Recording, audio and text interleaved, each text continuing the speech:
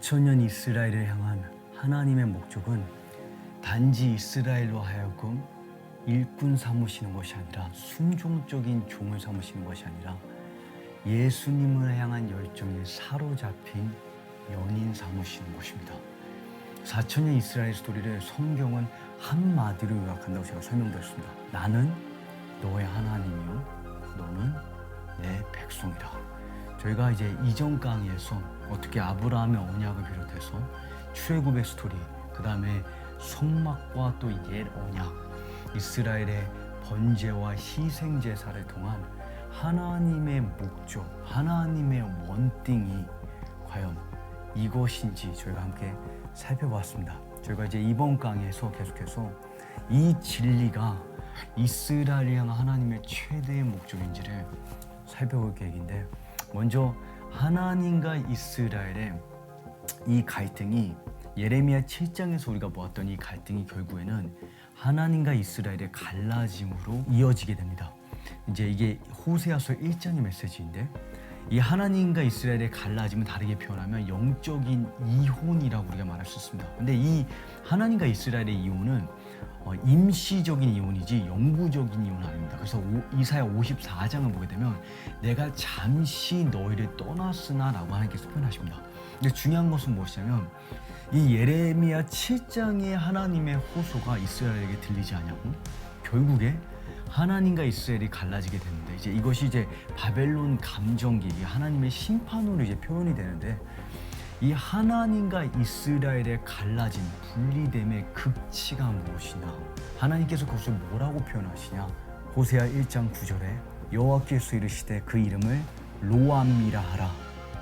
너희는 내 백성이 아니요 나는 너희 하나님이 되지 아니할 것임이니라. 이것이 이스라엘과 하나님의 갈라짐의 극치입니다. 이 심판의 이 표현이 무엇이냐면 하나님과 이스라엘이 서로의 소유가 아니라는 것을 하나님께서 말씀하십니다. 그리고 결국에는 하나님과 이스라엘의 이 갈라짐이 계속해서 역사 가운데 반복되다 최종적으로 언제 이것이 표현되냐면 우리가 말하는 야곱의 환난입니다. 이 야곱의 환난이라는 표현이 예레미야 30장에서 나오는 표현인데요. 이게 간략하게 정리하면 마지막 때 이스라엘의 환난, 이스라엘이 최종적으로 회복되기 바로 전에 겪게 될 가장 극심한 환난.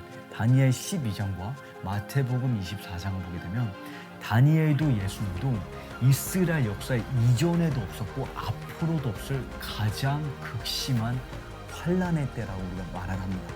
그래서 우리가 이 때를 이제 대환난이라고 표현하기도 하는데, 중요한 것은 무엇이냐면 대환난을 통한 하나님의 목적이 무엇이냐는 것입니다. 과연 하나님의 목적이 있다고 말할 수 있을까요? 중요한 것은 하나님께서 그 목적을 설명하십니다. 스가랴 13장을 보시게 되면 이 야곱의 환난을 통해 어떻게 이스라엘이 심판받게 될 것이고 그 결과가 무엇일지를 보여주는데, 중요한 것은 원인과 결과를 보여주는데, 더 나아가 이 심판의 목적이 무엇인지를 우리에게 말해주고 있습니다. 여호와께서 하신 말씀이다. 온 땅의 3분의 2는 멸망할 것이고 3분의 1은 거기 남아있을 것이다. 3분의 1을 내가 불 속에 던져 넣어서 은을 재련하는 것처럼 그들을 단련할 것이다. 그들이 내 이름을 부르면 내가 그들에게 대답할 것이다. 그리고 나는 그들에게 너희는 내 백성이다 라고 말할 것이고 그들은 여호와는 우리 하나님이시다 라고 말할 것이다. 하나님께서 이스라엘을 3분의 1을, 인구의 3분의 1을 끊으실 것이라고 말합니다. 너무 끔찍하고 충격적인 그런 순간입니다. 근데 중요한 것은 이것을 통해 이러한 극심한 환난과 이러한 하나님의 징계를 통한 하나님의 목적은 무엇이냐면, 마치 예수님께서 마태복음 5장에 너희 지체 가운데, 내 몸의 지체 가운데 만약에 한 지체가, 한 부분이, 팔이, 오른팔이 너를 죄를 짓게 하거든 그 팔을 잘라버리라고 주님께서 말씀하십니다. 그러면서 내 온몸이 지옥불에 던지우니 내가 팔이 없고 하나님 나라에 들어가는 것이 더 낫지 않겠냐고 주님께서 말씀하시고, 마찬가지로 이스라엘의 3분의 1을 끊으실 때 하나님의 마음은 그 3분의 1을 진멸시키고 싶으신 것이 아니라 이스라엘 전체를, 이스라엘이라는 이 한 민족을 지옥에 잃어버리느니, 신부를 잃어버리느니 그 3분의 1을 끊더라도 하나님께서 이 신부를 정결케 하기 원하신다는 것입니다. 징계를 통해서라도 이 신부를 취하고 싶으시다는 것이 하나님의 마음입니다. 그 끝이 무엇이냐? 이 징계를 통한 하나님의 목적이 무엇이냐? 그리고 나면 너는 끝내 당신이 우리 하나님이요, 우리가 당신의 백성이라고 그 하나님의 비전에 들어가게 된다는 것입니다. 하나님의 꿈을, 4,000년 역사를 통한 하나님의 비전을 그제야 헤아리게 된다는 것입니다. 이것이 야곱의 환난을 통한 하나님의 목적입니다. 그러나 우리가 스토리를 잘 이해하고 있듯이 이스라엘의 스토리는 하나님의 심판으로 끝나는 것이 아니라 그 하나님의 징계를 통한 회복으로 끝맺히게 됩니다. 이것이 예레미야 선지자가 말하고 있는 새 언약, 에스겔서에서 보게 되는 메마른 뼈의 골짜기, 모세가 예언한 마음의 할례입니다. 중요한 것은 새 언약의 목적이 무엇이냐? 새 언약의 목적은 옛 언약이 이루지 못한 하나님의 꿈을, 하나님의 비전을, 이 하나님의 지배적이고 압도적인 비전을 새 언약을 통해서 이루시겠다는 것입니다. 예레미야 31장에 나 여호와가 말하노라. 그러나 그날 후에 내가 이스라엘 집에 세울 언약은 이러하니 곧 내가 나의 법을 그들 속에 두며 그 마음에 기록하여 나는 그들의 하나님이 되고 그들은 내 백성이 될 것이라. 그 날에 내가 완악하고 딱딱한 마음을 취하여 내 마음판에 내 법을 기록할 텐데 결국 그 끝은 나는 너의 하나님이요 너는 내 백성이 되리라. 이것이 에스겔 37장에 우리가 보게 되는 메마른 뼈 골짜기의 부활입니다. 메마른 뼈 골짜기, 하나님께서 말씀하시기를 내가 무덤을 열어서라도 너를 끄집어내서 무덤에 갇혀있는, 묻혀있는 죽은 뼈를 끄집어내서 그 뼈에 생기를 불어넣어서라도 하나님께서 이루고 싶은 꿈이 무엇이냐? 이 메마라 죽어있는 이 뼈를 다시 살려내서라도 하나님께서 이루고 싶으신 비전이 무엇이냐? 이 뼈들에게 주 여호와가 이렇게 말한다. 내가 너희 안에 생기를 들어가게 할 터니 너희는 살게 될 것이라. 13절에 내 백성들아 무덤을 열어서 내가 너희를 무덤에서 올라오게 할 때 내가 여호와임을 너희는 알게 될 것이다.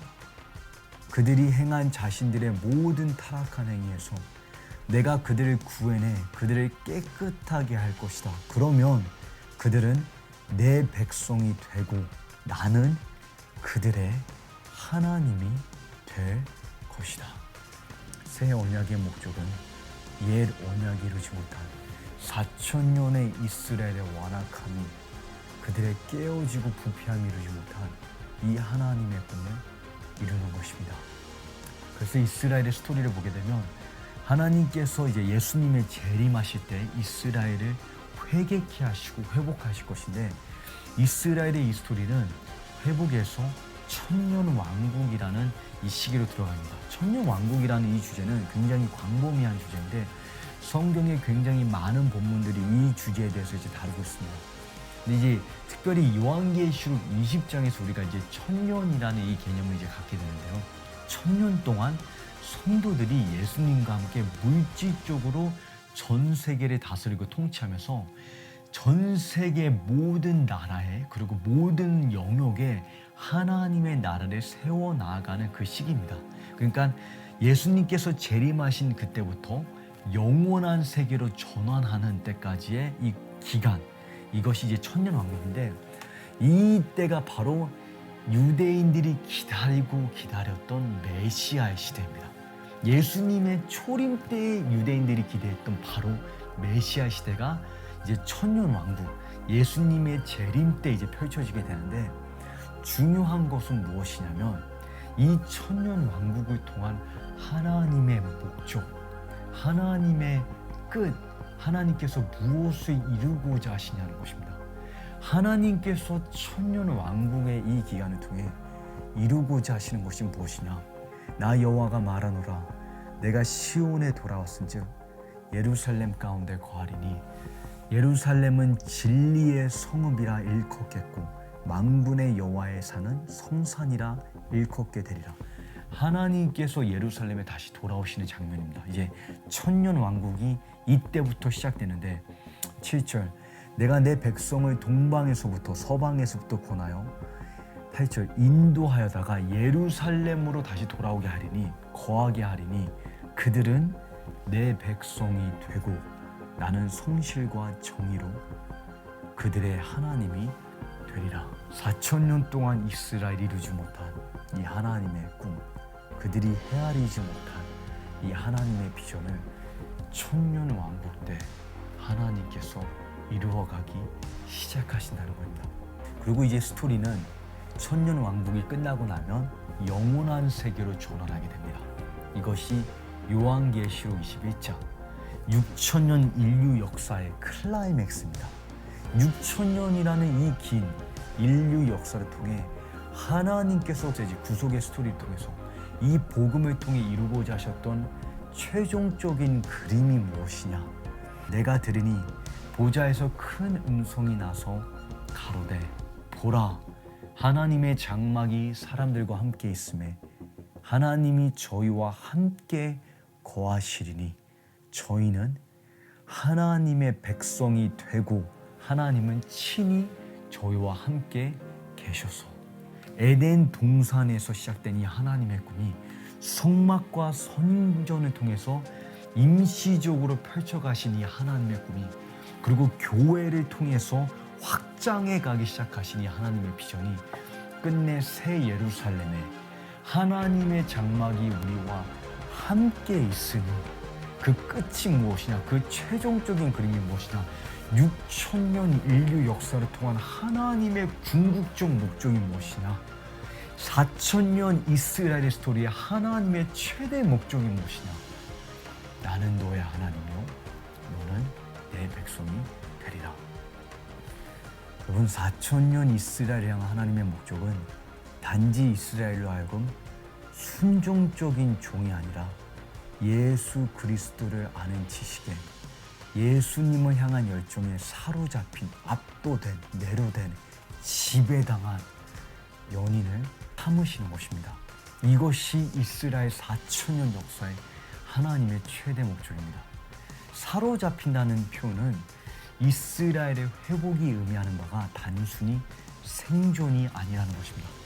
신명기 30장과 같은 이 본문을 통해서 보게 되는 이스라엘 회복은 단순히 영토적인 지리적인 회복이 아니라 물질적인 번영이 아니라 물론 이것들을 포함합니다.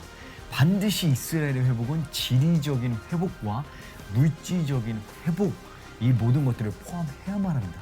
근데 이것이 근본적인 이스라엘 회복이 아니라 이스라엘의 회복의 근본적인 이슈는 예수 그리스도의 아름다움 안에 깨어나고 살아나고 사로잡힌다는 것입니다. 다시 말해 이스라엘은 마지막 때 단순히 생존하는 것이 아니라 단순히 살아남는 것이 아니라 그리스도를 아는 지식 가운데서 살아나서 예수 그리스도의 아름다움에 압도되고 매료되고 사로잡히는 것이라는 말입니다.